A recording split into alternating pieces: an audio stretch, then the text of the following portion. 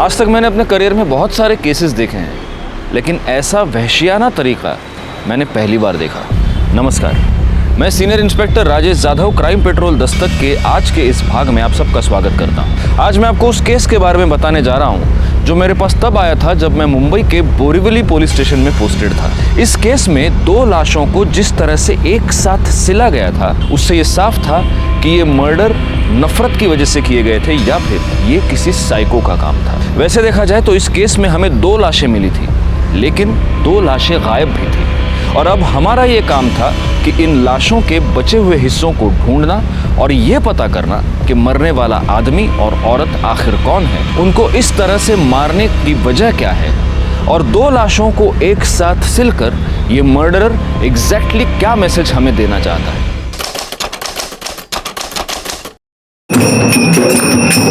आयुष्मान बाबा की, आयुष्मान बाबा की, आयुष्मान बाबा की,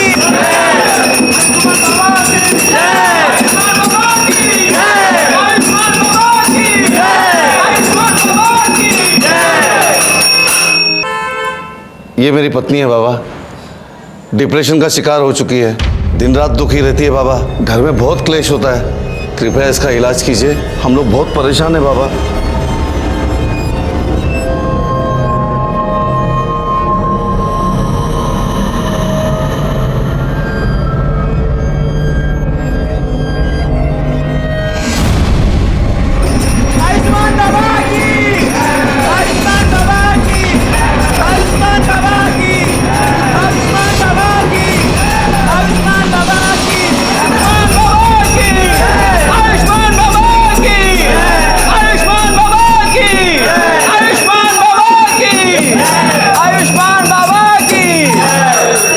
जा ले जा अपनी पत्नी को घर, शीघ्र ही वह ठीक हो जाएगी।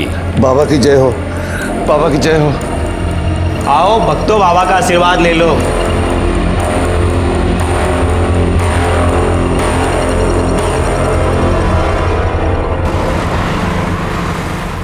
पानी आने एक गिलास। आंटी,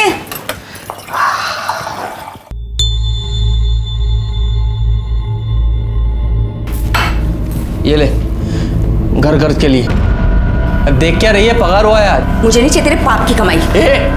क्या बोलिस? आपकी कमाई? ये मेरी मेहनत का पैसा है। मेहनत का पैसा? हाँ, ये मेहनत का पैसा है तेरा या तेरे उस ढोंगी कमीने बाबा की पाप की कमाई है? ये बाबा को कुछ मत बोला, देख दांत तोड़ दूंगा मैं तेरे। तू भूल गया उसका क्या किया था? वो बाबा जो भक्ति के नाम पे दूसरी औरतों की चुम्मा चाटी करता है। देख, मुझे तेरा नहीं पता, पर मुझे बहुत शर्म आती है इस पाप की कमाई खाने में। चल तेरी तो मैं।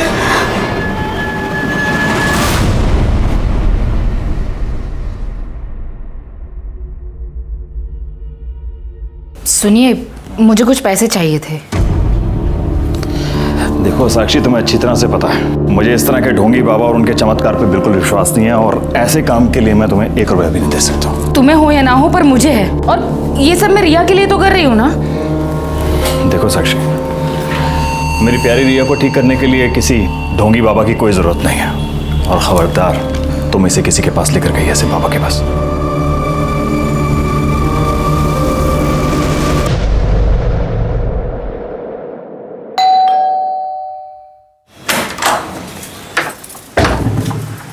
काजल, थोड़ी सी शक्कर मिलेगी? वाटी अनलेस? हाँ, वाटी।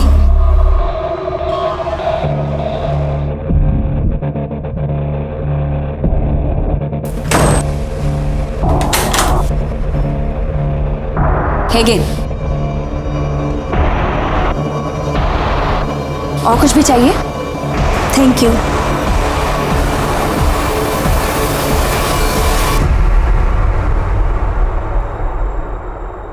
ठीक किया जो तुम इसे मेरे पास उपचार के लिए ले आई।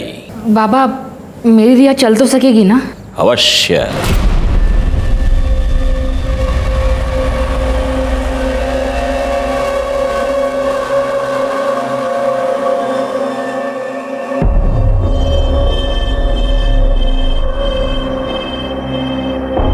ले, ये तेल है, प्रतिदिन 3 प्रहर इस तेल से तेरी बच्ची के पैरों पर मालिश करना। भगवान की कृपा रही ये बच्ची चलने तो क्या दौड़ने लगेगी। सच बाबा, सुना रिया, तू चलने लगेगी। अच्छा बाबा, प्रणाम। हाँ, चल। आयुष्मान बाबा की, आयुष्मान बाबा की, आयुष्मान बाबा की, आयुष्मान बाबा की।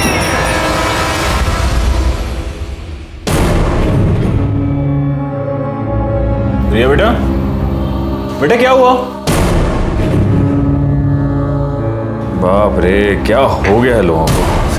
इतने घटिया लोग भरे पड़े हैं ना, रेप पर रेप के केस आ रहे हैं। अब 60 साल के बुड्ढे ने एक 20 साल की लड़की का रेप कर दिया, बताओ। रिया, रिया बेटा, रिया बेटा क्या हुआ? क्या हुआ बेटा? रो क्यों रहो? क्या हुआ बेटा? बेटा मुझे बताओ। अरे किसने कुछ कहा क्या? मुझे बताओ ना, क्या हुआ? अरे भाई ये रो क्यों रही है? क्या हुआ इसे? क्या हुआ बेटा? बेटा मुझे बताओ, क्या हुआ?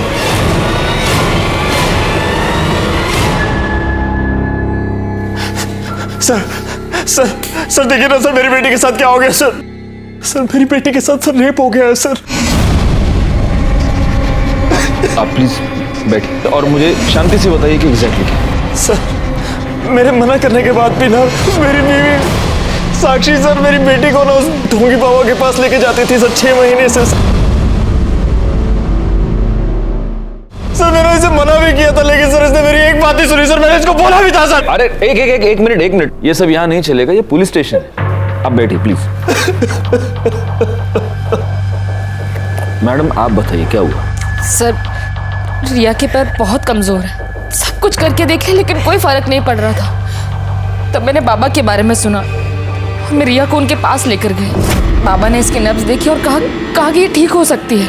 बाबा ने मुझे एक तेल दिया और कहा कि मैं उससे रिया के पैरों की मालिश करूं, लेकिन उससे भी कोई फर्क नहीं पड़ रहा था। मैंने बाबा को बताया तो उन्होंने कहा कि शायद मैं ठीक से मालिश नहीं कर रही हूँ। मैं रिया को उनके पास लेकर जाऊँ, वो मुझे सही तरीका बताएंगे। पहले तो मैं डर गई कि कोई अनजान आदमी मेरी बेटी के पैरों को हाथ लगाएगा। मेनका। जी बाबा। मेरी आंखों पर पट्टी बांधो।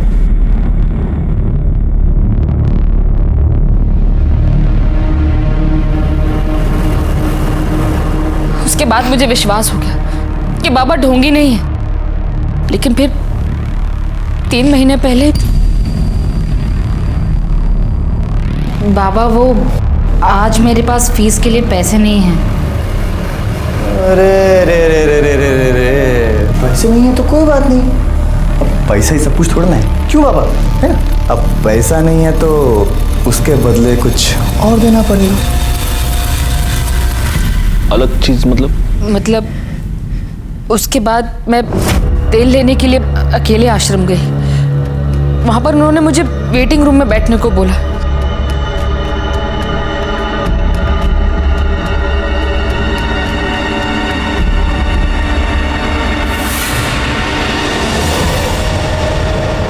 कौन था वो आदमी? पता नहीं सर, लेकिन जब होश आया तो देखा कि मेरे कपड़े मेरे साथ भी रेप हुआ था। उसके बाद 2 बार और ऐसा हुआ। 3 बार तेरे साथ रेप हुआ, तूने मुझे बताया तक नहीं? तुझे मजा आ रहा था रेप करने में, और मेरी बेटी को लेके गई उस ढोंगी बाबा के पास। तुझे कितनी बार बोला था? तुझे कितनी बार बोला इसको मत लेके जाओ? 1 मिनट, अभी आप बैठेंगे प्लीज, वरना मुझे आपको बाहर निकालना पड़ेगा। रिया में इंप्रूवमेंट दिख रही थी। अगर मैं तुम्हें बताती तो तुम ट्रीटमेंट रुकवा देते, इसलिए मैंने नहीं बताया। लेकिन फिर 4 दिन पहले 13 तारीख को रिया को लेके आश्रम गए। आर्यमान ने हमें कहा कि हम वेटिंग रूम में वेट करें। बाबा बाहर गए, उनके शिष्य ने हमें एक शरबत पिलाया, जिसे पी के हम दोनों बेहोश हो गए। लेकिन बेहोश होने से पहले मुझे याद, आर्यमान मुस्कुरा रहा था। मुझे लगा कि फिर से, लेकिन जब मुझे होश आया तो मेरे साथ कुछ भी नहीं हुआ था। लेकिन रिया वहां से गायब थी।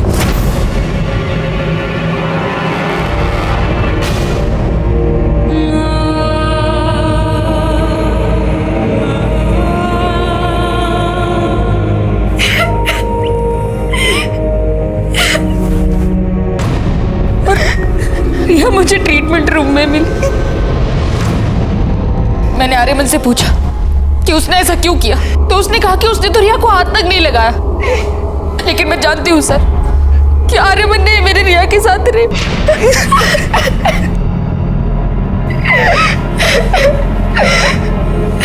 बेटा, क्या तुमने उस आदमी को देखा? वो आर्यमानी था?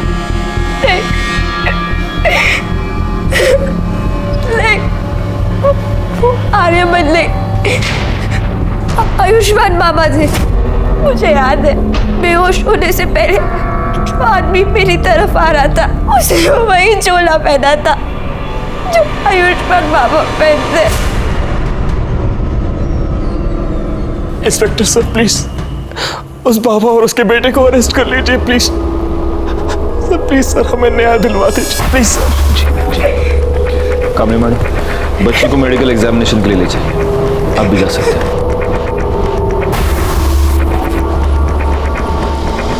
रिकॉर्ड, हम चल के इस आयुष्मान बाबा से मिलते हैं।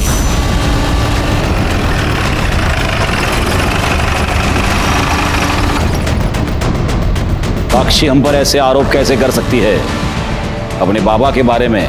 देखिए, आपको जो कुछ भी कहना है आप पुलिस स्टेशन चलकर कहिए। चलिए।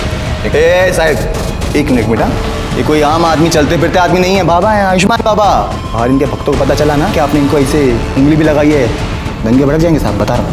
दंगे वंगे बाद में, सबसे पहले तो तेरे को उठा के अंदर डाल दूंगा। चल यार, ना चलिए चलिए, मैं कह रहा हूँ कर रही है।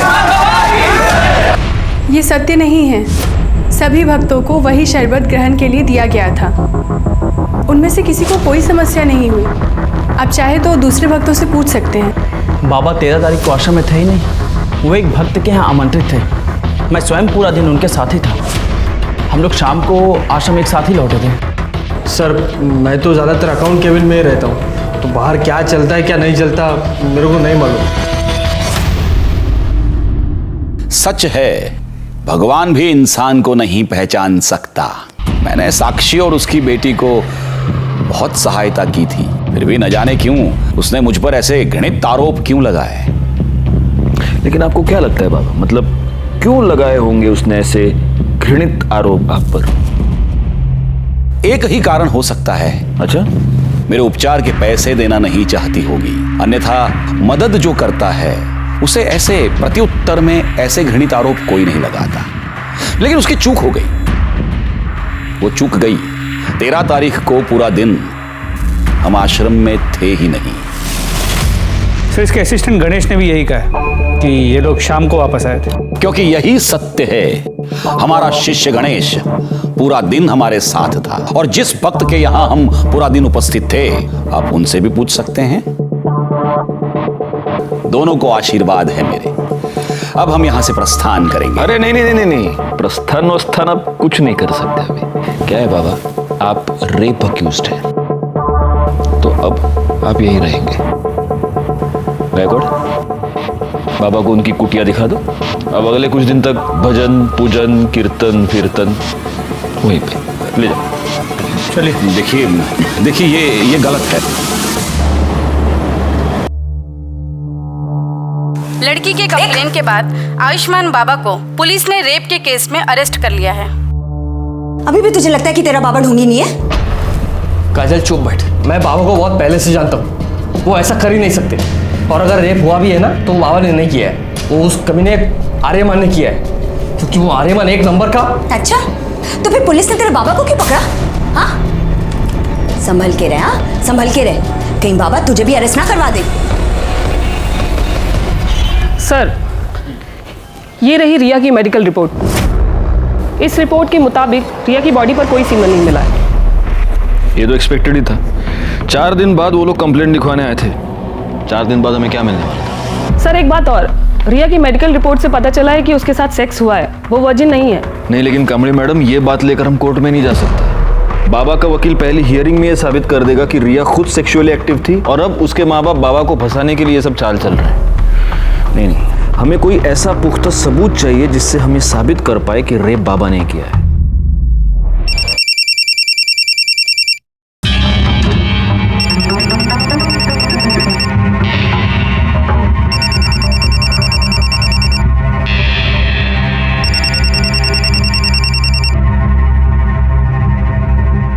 हेलो। तेरी हिम्मत कैसे हुई बाबा के खिलाफ कंप्लेंट लिखवाने की? भूल गई बाबा कौन है? या तो कंप्लेंट वापस ले वरना हम तुझे और तेरी बेटी को छोड़ेंगे नहीं। नहीं नहीं, मेरी बेटी को कुछ मत करना। वो कौन है? कौन है? कौन है? कौन बोल रहा है? हिम्मत है तो सामने आके बात कर। अरे फोन पे क्या धमकी दे रहा है? आ सामने। Hello hello. काट दिया। जो भी ऐसे छोड़ूंगा। कहाँ जा रहे हो? अरे पुलिस को इन्फॉर्म करने जा रहा हूँ। नहीं नहीं, उसने धमकी दी है। साक्षी तुम अब भी नहीं समझ रही हो, हमें पुलिस को इन्फॉर्म करना पड़ेगा। ये सब बंद होना चाहिए। नहीं नहीं, आप मेरी बात सुनिए ना। साक्षी प्लीज। देखिए मेरी बात सुन। Please Sakshi.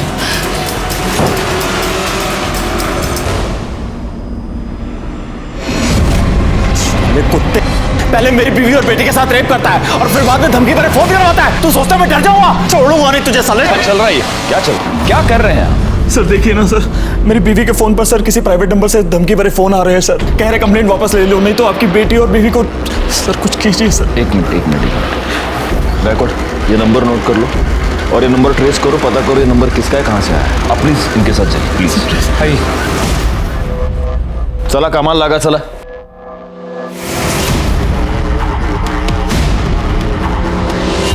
सर, आयुष्मान बाबा को बेल मिल गई है।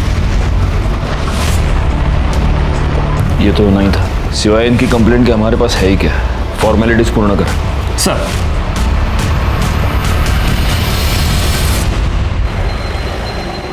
रिया, भाई साहब आपने रिया को कहीं देखा क्या? नहीं। रिया को कहीं देखा क्या? नहीं। वॉचमैन भैया, रिया को कहीं देखा क्या? साक्षी क्या हुआ? भाभी वो रिया ना नीचे वॉक करने के लिए आई थी। मैंने पूरा कंपाउंड देख लिया, कहीं मिल नहीं रही है। अरे इधर ही किधर होगी ना। क्या हुआ साक्षी? इतना घबराई हो क्यों? रिया कहीं मिल नहीं रही है प्रेमी। उसने उसे किडनैप कर लिया। उसने कहा था कि वो हम लोगों को नहीं छोड़ेगा। और नहीं।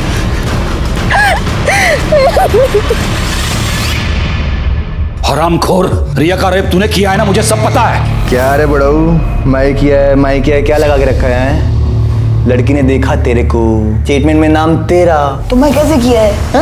और वैसे भी वो जो तू आशीर्वाद के नाम पे वो जो चोला डाल के जो चुम्मा चाटी करता है, तो ठरकी कौन? तू रेपिस्ट कौन?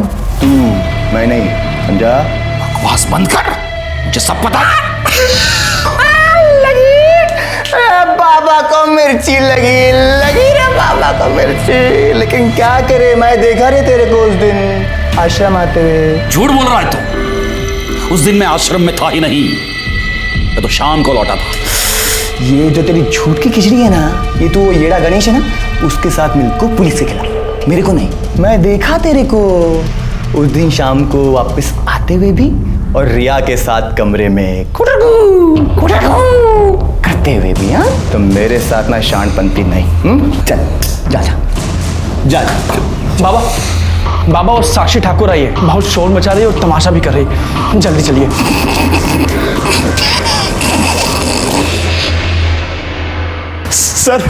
सर हमारी बेटी रिया गायब हो गई है सर। उसे बचा लीजिए सर। उन्हीं लोगों ने सर किया है ये सब। लेकिन कब से गायब है वो? सर वो शाम को 5 बजे रोज की तरह नीचे वॉक करने गई थी। अपना फोन भी घर पर भूल गई। जब 6 बजे तक घर नहीं आया तो मैं नीचे देखने के लिए गई। पूरी बिल्डिंग, पूरा कंपाउंड, सब जगह दिखी, लेकिन रिया कहीं नहीं मिली। सर उस बाबा ने ये किडनैप किया है सर। सर मेरी बेटी को बचा लीजिए सर। देखिए आप निश्चिंत रहिए, हम जरूर रिया को ढूंढ निकालेंगे।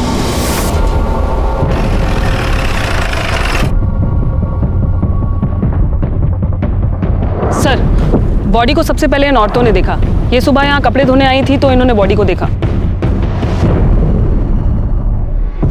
सर बॉडी पे कई जगह खरोच के निशान हैं और ये देखिए गर्दन पे जो मार्क है उसे देखकर तो यही लग रहा है कि मौत गला घुटने से हुई। एक मिनट, पूरा चेहरा टर्न करना। फिर तो रिया ठाकुर है।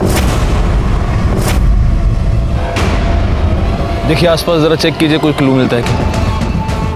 सर ये तो बैसाखी मुझे वहां पे मिली। काम है मैडम। सर फॉरेंसिक टीम को बुलाइए और बॉडी को पोस्टमार्टम के लिए भेज दीजिए। Okay sir. अब इस बाबा का टाइम आ गया है।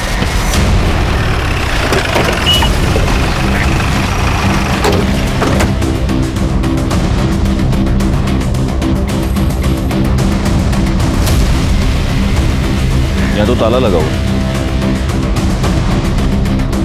सुनिए, ये इस आश्रम को ताला क्यों लगा हुआ है? पता नहीं साहब, हम तो जब सुबह दुकान पे आए तो देखा कि ताला लगा है। बैकवर्ड, एक काम करो, ये बाबा, उसका बेटा, इस आश्रम के लैंडलाइन नंबर्स सब फोन टैप करो और ये पता करो कि इस बाबा की और कहाँ प्रॉपर्टी, और ज़रा इस बाबा के भी डिटेल्स निकालो। ये ओरिजिनली कौन है, कहाँ से आया है, और ये सारी डिटेल्स मुझे जल्द से जल्द चाहिए। सर, पुलिस ने लड़के की पहचान रिया ठाकुर के नाम से की है। ये वही रिया ठाकुर है जिसने आयुष्मान बाबा पर बलात्कार का इल्जाम लगाया था। याद है ना तुम्हें? इसी बाबा ने तुम्हारे सामने मुझे किस किया था। तब तुम ऐसे ही बस मुंह खोलकर उसे देख रहे थे। तुम्हारी इन्हीं हरकतों से ना उसे बढ़ावा मिला है। और आज देखो, उसने एक छोटी सी बच्ची को मार के फेंक दिया। पर तुम आज भी ना बस ऐसे ही खड़े रहना, कुछ मत करना और जाप लागते रहना कि तुम्हारा बाबा इनोसेंट है ना? सर, कल रात को जब ड्यूटी खत्म होने के बाद आप घर चले गए तो एक आदमी ने कॉल किया था।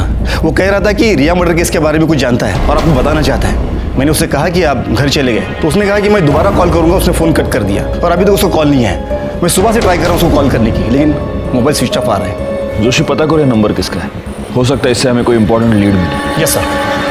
सर, रिया ठाकुर की पोस्टमार्टम रिपोर्ट के मुताबिक पहले उसके साथ रेप हुआ था, फिर 18 तारीख की शाम 7 और 8 बजे के बीच उसका गला घोट के उसे मार दिया गया। बॉडी पर सीमेन या कोई ऐसी चीज़ मिली जिससे मर्डरर को आइडेंटिफाई कर पाए? नहीं सर, बॉडी की फोरेंसिक रिपोर्ट 2 दिन बाद आएगी। 2 दिन? ठीक है, तब तक वेट करते, हो सकता है उससे कोई क्लू मिले। सर, आयुष्मान ट्रस्ट के नाम से आयुष्मान बाबा की 4 प्रॉपर्टीज है, बोरीवली, दहिसर, वसई और विरार में। लेकिन चारों प्रॉपर्टीज में कोई रहता नहीं है, वहाँ पे ताला लगा हुआ है। जैकोड, एक काम करो, इन चारों जगहों पर सिविल में अपने आदमी रख दो 24 घंटे। पता नहीं क्यों मुझे ऐसा लगता है कि बहुत जल्द यहाँ पर कोई रहने आएगा। सर, हमने आयुष्मान बाबा की डिटेल्स निकाली तो पता चला कि ओरिजिनली वो विरार का रहने वाला है और कुछ साल पहले किसी रामनारायण तिवारी नाम के वैद्य को असिस्ट कर रहा था। उसका कंपाउंडर था। बैकवर्ड, एक काम करो, इस रामनारायण तिवारी वैद्य से पूछताछ करो और इस बाबा के बारे में जितनी डिटेल्स हो सके उतनी डिटेल्स निकालो। सर, वो हमारे पास 3 साल काम किया था। हमने उसको सब सिखा दिया था, मालिश करना, हड्डी बिठाना और आयुर्वेद तरीके से उपचार करना, दवाई बनाना भी। लेकिन था बड़ा होशियार, हर काम फटाफट सीख जाता था। लेकिन उसे एक आदत थी, वो आयुर्वेद और एस्ट्रोलॉजी की किताब पढ़ने का बड़ा शौक था। जरा सा भी समय मिले किताब खोल के पढ़ने लगता था। फिर एक दिन आया, कहने लगा कि हम कल से काम पर नहीं आएंगे। हम कहा कहाँ हैं? बहुत उससे कहा कि रुक जा, लेकिन नहीं रुका, वो चला गया। 1 साल बाद सुनने में आया कि साकिब खान जो है आयुष्मान बाबा बन गए। एक मिनट, ये साकिब खान कौन है? अरे वही आयुष्मान बाबा जो है वही साकिब खान है। मुस्लिम से हिंदू नाम बदल के बाबा बना। और ये आर्यमन उसका बेटा इमरान। हाँ, जब उसकी जोरू मरी तो इमरान 2 साल का रहा होगा। तो इसने माँ का भी प्यार दिया, बाप का भी प्यार दिया। बहुत लाड करता था और लाड प्यार के चक्कर में लड़का खराब हो गया। अच्छा, ये आयुष्मान बाबा मतलब आपका साकिब खान, जब ये आपके पास काम किया करता था तो जो महिला इलाज करवाने के लिए आती थी उनके साथ कभी उसने बदतमीजी की थी? ना, कभी कोई बदतमीजी नहीं। अच्छा, उसके किसी रिश्तेदार को आप जानते हैं? नहीं, बस परिवार का मालूम था, सो हमने बता दिया।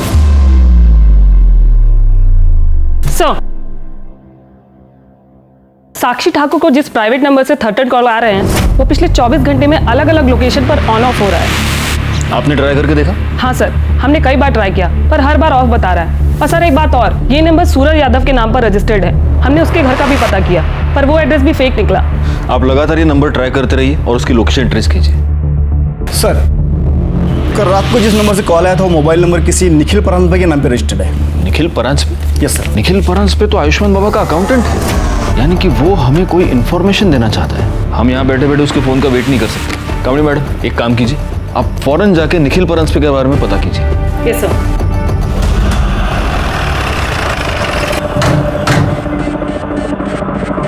क्या आप बता सकती हैं कि काजल और निखिल कहाँ गए हैं? हाँ मैडम, कल शाम को करीब 8 बजे मैंने काजल और निखिल दोनों को एक साथ जाते देखा। मैं तो खुद हैरान थी कि दोनों एक साथ कहाँ जा रहे हैं। मतलब 24 घंटे लड़ाई झगड़ा करते रहते हैं। किस बात पे?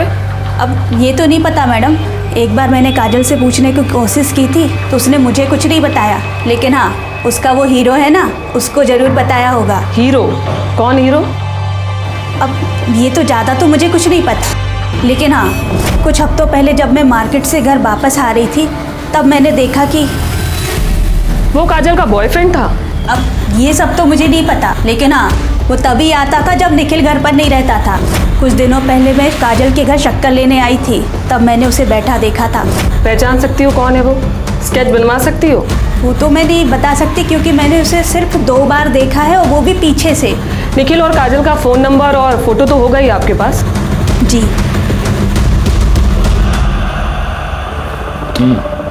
मतलब आयुष्मान बाबा सादिक खान है जो फ्रॉड करने के लिए एक हिंदू बाबा बना। गायकवाड़, मैंने तुम्हें उसके प्रॉपर्टीज पर नजर रखने के लिए कहा था, उससे कुछ पता चला? नहीं सर, अब तक तो वहाँ कोई भी नहीं आया और आसपास के लोगों से पूछताछ की तो समझा कि उन प्रॉपर्टीज में हमेशा ताला होता है, वहाँ किसी को आते जाते देखा नहीं है। उसके बैंक अकाउंट चेक किए? उसे पैसे की जरूरत तो पड़ती होगी। वहाँ से भी कोई लीड नहीं मिल पाया। जब से बाबा गायब हुआ है अकाउंट्स में ना कोई पैसे डिपॉजिट हुए हैं ना ही विड्रॉ। बड़ी अजीब बात है, एक फ्रॉड बाबा गायब होता है, उसके साथ उसका अकाउंटेंट गायब होता है और साथ में अकाउंटेंट की बीवी भी गायब होती है। अच्छा, अभी कामड़ी मैडम ये बता रही है कि बीवी का किसी के साथ अफेयर चल रहा था। हो सकता है इन दोनों के बीच में बहुत झगड़े थे इसीलिए उसका अफेयर चल रहा था, या फिर उसका अफेयर चल रहा था इसलिए झगड़े थे। कोई और रीजन लगता है? सर मुझे तो लगता है झगड़े का रीजन उसकी बीवी का अफेयर ही हो सकता है। लेकिन अगर ऐसा है तो कल शाम को दोनों एक साथ कहां पर गए थे? कहीं ऐसा तो नहीं कि मर्डरर को पता चल चुका था कि निखिल पुलिस को कोई इन्फॉर्मेशन देने वाला है, इसलिए इन दोनों मियाँ बीवी को साथ में कहीं पर बुला लिया? सर मुझे लगता है कि ये निखिल काजल और उसके बॉयफ्रेंड को कन्फ्रंट करना चाहता था, इसलिए उन्हें साथ लेकर गया, मगर काजल और उसके बॉयफ्रेंड ने निखिल को गायब कर दिया और दोनों भाग गए।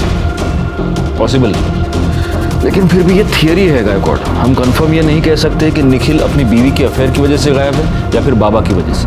और गायब होकर गया कहाँ है? सर, गोरे के जंगल एरिया में एक लाश मिली है।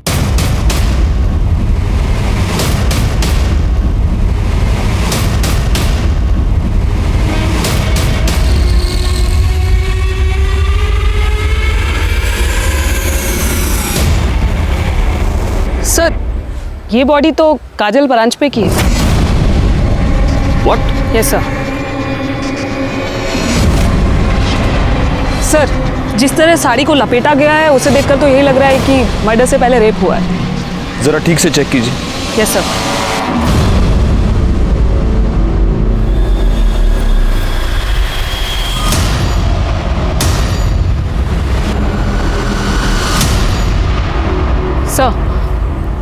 सर, ये एक नहीं 2 बॉडीज हैं। क्या? मेरा मतलब है सर, एक बॉडी में 2 डेड बॉडी। क्या बात कर रही हैं आप कामड़ी मैडम?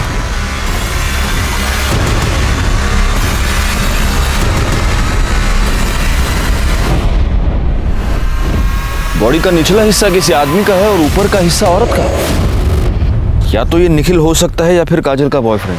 ये हो सकता है कि निखिल ने काजल को और उसके बॉयफ्रेंड का मर्डर करके उन दोनों की लाश को ऐसे इस तरह से सिल दिया होगा। पर सर, बॉडी को कोई इस तरह स्टिच क्यों करेगा? हो सकता है वो ये स्टेटमेंट करना चाहता हो कि तुम दोनों का अफेयर था, तुम दोनों एक साथ आना चाहते थे, लो मैंने तुमको मार के एक कर दी। निखिल तो साइको लग रहा है। बिल्कुल है, लेकिन ये सब तब तक एक थियरी है जब तक हमें ये पता नहीं चलता कि ये बॉडी का निचला हिस्सा आखिर किसका है। कामड़ी मैडम, सर, बॉडी को पोस्टमार्टम के लिए भेजने का इंतजाम कीजिए और फॉरेंसिक टीम को बुला लीजिए। Yes sir. गायकवाड़, आओ। पता कैसे चलेगा कि ये बॉडी का निचला हिस्सा किसका है? सर एक आइडिया है, काजल के नेबर्स ने कहा था कि उन्हें यहाँ 1 साल हो गया है। हो सकता है इस बीच वो कभी बीमार पड़े और कभी अपना ब्लड टेस्ट किया, तो आसपास के लैब से कुछ इन्फॉर्मेशन मिल सकती है। मतलब ब्लड ग्रुप से? जी सर। Good idea. एक काम करो, उनके घर के आसपास जितने भी पैथोलॉजी लैब्स हैं वहाँ पर पता करो इमीडिएटली। सर, पैथोलॉजी लैब से मिली रिपोर्ट और पोस्टमार्टम रिपोर्ट में जो ब्लड ग्रुप आया है उससे ये साफ होता है कि लोअर बॉडी निखिल परांज पे की है। नहीं, लेकिन अगर निखिल परांजपे और काजल के बॉयफ्रेंड का ब्लड ग्रुप सेम हुआ तो? सर, ये तो मैंने नहीं सोचा था। पोस्टमार्टम रिपोर्ट के मुताबिक काजल का मर्डर 19 मई को रात 9 से 10 के बीच हुआ है और मृणाल ने हमें बताया कि उसने उन दोनों को 8 बजे घर से निकलते हुए देखा। मतलब निखिल ने यहाँ फोन करने के तुरंत बाद। Excuse me. हेलो,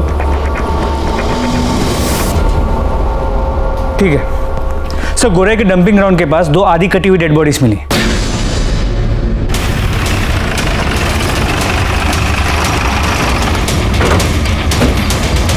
साहब मैंने ही आपको फ़ोन किया था।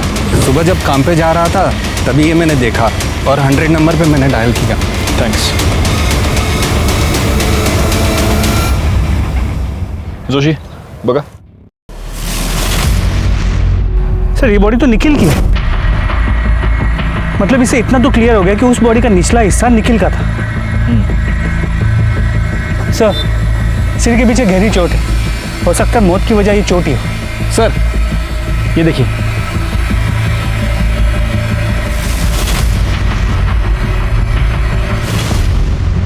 गायकवाड़, अपनी फॉरेंसिक टीम को बुलाओ और उनसे कहना कि इस बार मुझे रिपोर्ट जल्द से जल्द चाहिए। सर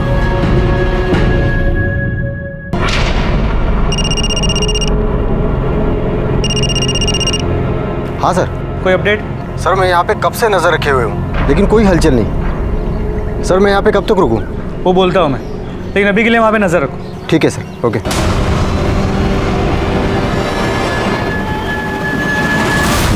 हे शिंदे ना होते सर।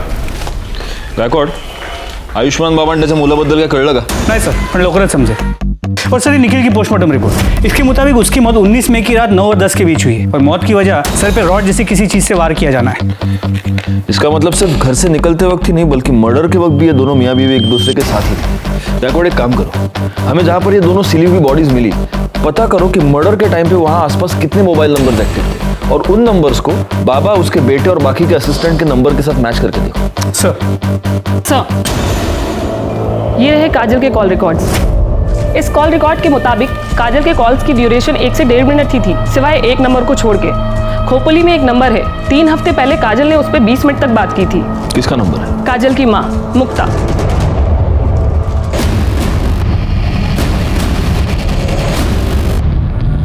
बड़ी अभागन थी मेरी काजल। तिच्या नशिबात सुखच नव्हतं। हम जब पालघर के पास नांदोर गांव में रहते थे तब काजल दूसरे बिरादरी के लड़के के साथ भाग गई। पूरे गांव ने हमें बेदखल कर दिया। हम लोग दर दर भटकने लगे, कभी यहाँ गावात कभी त्या गावात। अभी 1 महीना पहले नवीन को यहाँ काम मिला। 3 हफ्ते पहले आपकी काजल से बात हुई थी? हो सर, 1 महीने पहले की बात है सर। मेरी जानने वाली को मुंबई में काजल बाजार में टकरा गई। उसने मुझे फोन किया, काजल ठीक है, और उसने काजल का नंबर दिया। मैंने सोचा मैं उससे बात नहीं करूंगी, पर क्या करूं, माँ हूं ना। मैंने उसे फोन किया, बड़ी खुश लग रही थी वो फोन पर। उसने कहा कि वो मुझसे मिलने आने वाली है, पर नहीं, वो नहीं आई। उस निखिल के घर वालों ने मारा है साहब मेरी ताई को। साहब हमारी ताई उसे कभी पसंद नहीं थी, हम लोग अलग बिरादरी के हैं ना, इसीलिए। वैसे 19 तारीख को तुम कहाँ थे? मैं काम पे था साहब, विठल और मैं साथ में ही काम पे जाते। विठल कौन? हमारा पड़ोसी, इधर बाजूला रहा था। निखिल की फैमिली का नांदौर का एड्रेस है आपके पास? ठीक है सर, विठल ने कंफर्म किया है 19 मई को नवीन उसके साथ सुबह से शाम तक गोडाउन में ही था। एक काम करते, निखिल के घर चलकर पता करते कि इस नवीन के बात में कितनी सच्चाई है। मैंने कितनी बार निखिल को समझाया था कि काजल तेरे लिए ठीक नहीं है, फिर भी उसने मेरी एक बात नहीं मानी। इसलिए तुमने उन दोनों का पता लगाया, उनका मर्डर किया और अपना बदला पूरा किया। क्या बात कर रहे हो साहब? मैंने खुद उन दोनों की शादी करवाई थी। बिरादरी में रहने के लिए नाटक किया था कि वो दोनों गांव से भाग गए। दरअसल मुझे पहले से ही पता था कि वो दोनों मुंबई में कहाँ रहते हैं, क्योंकि वो घर मैंने ही भाड़े पे लेके दिया था उन्हें। हर दूसरे दिन मेरी निखिल से बात होती थी। फिर मैं अपने बेटे और बहू को क्यों मारूंगा? फिर एक बार हम डेड एंड पर आकर पहुंच चुके थे। हालांकि फॉरेंसिक रिपोर्ट से यह पता चला था कि रिया के नाखून में किसी के स्किन फ्रैगमेंट्स पाए गए थे, लेकिन वो स्किन फ्रैगमेंट्स किसके थे ये पता लगाने का कोई भी तरीका हमारे पास नहीं था। दूसरी तरफ हमारी ये थियरी थी कि काजल और निखिल का मर्डर या तो काजल के लवर ने किया है या आयुष्मान बाबा ने। काजल और निखिल के मर्डर स्पॉट पर एक्टिव नंबर्स का हम इंतजार कर रहे थे और हमें इंतजार था सूरज यादव का भी, जिसे ट्रेस करना काफ़ी मुश्किल हो रहा था क्योंकि उसका मोबाइल नंबर लगातार ऑन ऑफ हो रहा था। ऐसे में आयुष्मान बाबा के प्रॉपर्टीज़ पर नज़र रखने का हमारा प्लान कामयाब हो गया जब हमें यह पता चला कि उसकी वसई की प्रॉपर्टी पर कोई आया है।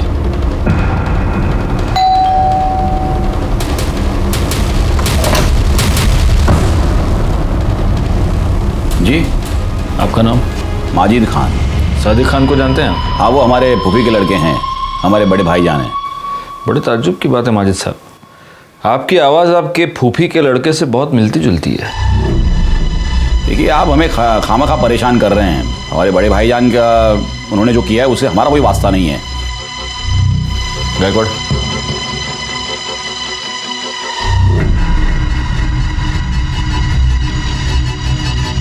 बड़े ताज्जुब की बात है।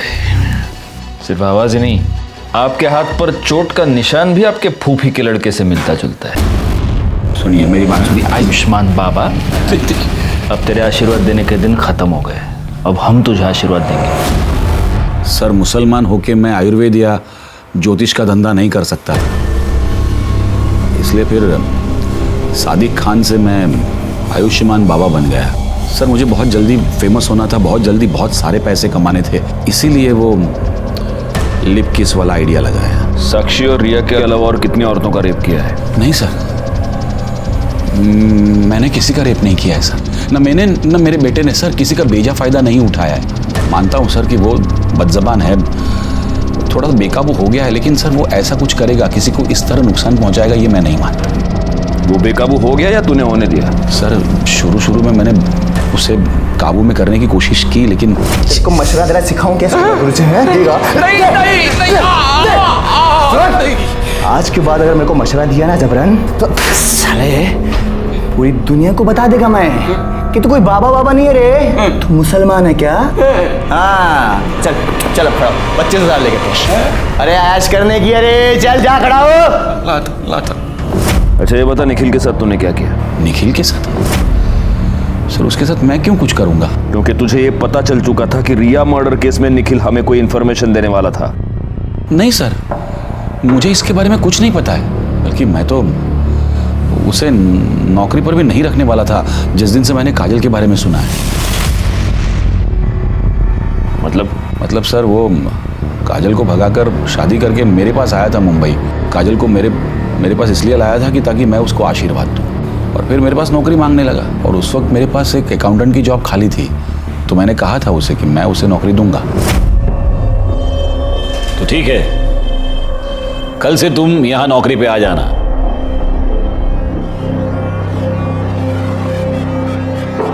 मेरी बीवी है।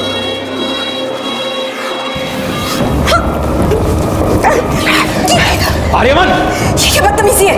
ये क्या कर रहे हो तुम? क्यों चिल्ला रहा है? आशीर्वाद तो दिया है जैसे तू देता है। निखिल, रिया और काजल तीनों का मर्डर हुआ है। बता, इसमें से कौन सा खून तूने किया, कौन सा तेरे बेटे ने किया, या दोनों ने मिलके किए तीनों खून? नहीं सर, हमने किसी का खून नहीं किया, सच कह रहा हूँ सर। अगर मर्डर नहीं किया तो भाग क्यों गया था? रिया के बारे में सुन के डर गए थे हम लोग।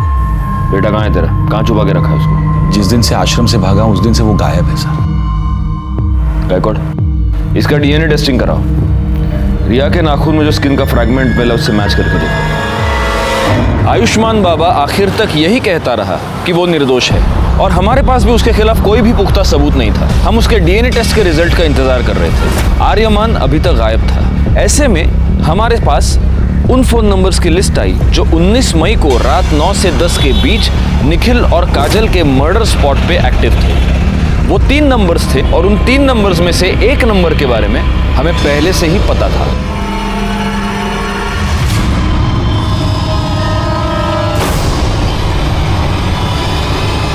ताई की वजह से हमने बहुत दुख देखे थे साहब। मैं उससे बदला लेना चाहता था, पर पता नहीं था कि वो कहाँ रहती है। फिर पता चला कि आई को उसका फ़ोन नंबर मिला है। तो तू पहली बार में ही कामयाब हो गया। तूने काजल को फ़ोन करके गोराई बुलाया और वहाँ पे तूने उसको मार दिया। नहीं साहब, पहले मैं उसके घर गया था उसको मारने के लिए, लेकिन तब उसकी पड़ोसी ने मुझे देख लिया, और दूसरी बार अखबार वाला पैसे लेने आया था। तो वो तू था जिसको मृणाल ने देखा था? मैंने सोचा कि ताई को किसी ऐसी जगह ले जाके मारना होगा जहाँ मुझे कोई देख नहीं पाए। हाँ बोलो नमीन। वो कुछ काम से मैं मुंबई आया था, तो आपसे कुछ ज़रूरी बात करनी है, मिलना था। अरे पर ताई, मैं वो सब आपको मिल के बताता हूँ। आप एक काम कीजिए, आप मुझे गुराई के पास आके मिलिए। अच्छा ठीक है, मैं आती हूँ। क्या हो गया, यहाँ क्यों बुलाया? घर आ जाता ना। छोड़ूंगा नहीं। छोड़ उसे। देखा, मैंने तुझे कहा था इसे कहीं सुनसान जगह पे बुला, जरूर कुछ गड़बड़ है। सब उसके बाद मैं घर जाके विट्ठल को मना लिया ताकि कल को अगर पुलिस पूछे तो वो उनसे झूठ कहे कि मैं दिन भर उनके साथ था। लेकिन तू अपने मोबाइल को नहीं मना पाया और तेरी मोबाइल लोकेशन ने तुझे फंसा दिया। निखिल और काजल के मर्डर की चार्जशीट फाइल करो उसके ऊपर। सर इन्फॉर्मेशन मिली थी कि सूरज यादव, जिसने साक्षी को थ्रेटनिंग कॉल किया था, वो एक प्रोस्टिट्यूट के पास रेगुलरली जाता है। सर उसी एरिया में भी सूरज का फोन स्विच ऑन हुआ और उसने एक फ़ोन कॉल किया जिसे हमने रिकॉर्ड कर लिया है। सर सुनिए वो क्या कह रहा है।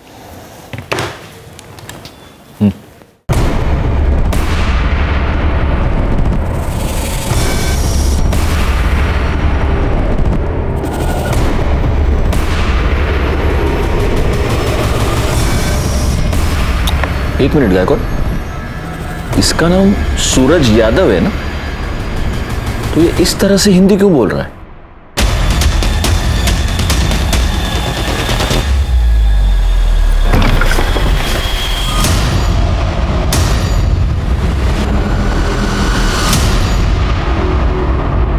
क्या बुलाऊं तुझे? आर्यमान, इमरान या फिर सूरज यादव?